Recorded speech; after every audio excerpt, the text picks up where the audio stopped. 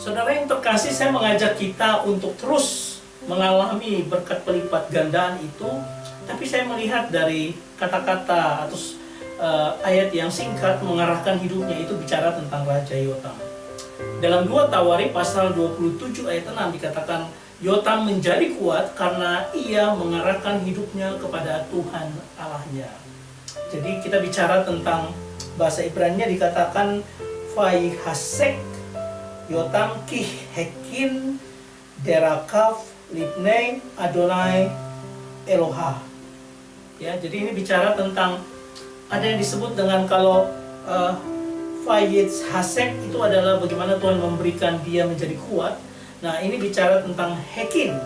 Hekin di sini adalah kuncinya adalah itu seperti mengarahkan, kemudian juga mempersiapkan dengan baik, kemudian juga memantapkan atau meneguhkan. Jadi Raja Yotam ini belajar dengan segala hal, dia memantapkan dirinya dalam Tuhan. Dan itu sungguh luar biasa yang membuat dia kuat.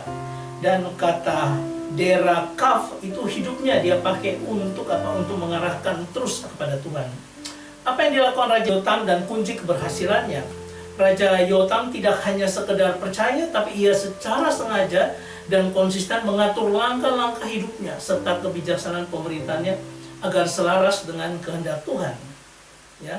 Kemudian keberhasilannya bukan karena kekuatan militer atau strategi politik semata, melainkan hasil langsung dari ketaatan spiritualitasnya. Ini bagaimana kita membangun spiritualitas kita di hadapan Tuhan supaya begitu luar biasa, itulah berkat yang melimpah. Dia memiliki konsistensi di tengah ketidaksempurnaan.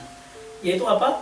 Yotam ini tercatat sebagai salah satu dari sedikit Raja Yehuda yang dinilai baik dari awal hingga akhir masa jabatannya.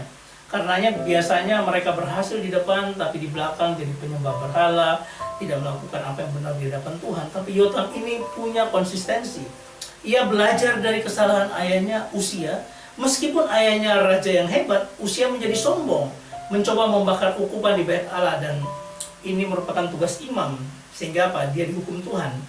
2 Tawarikh pasal 27 ayat 2 dikatakan bahwa Yotam melakukan apa yang benar.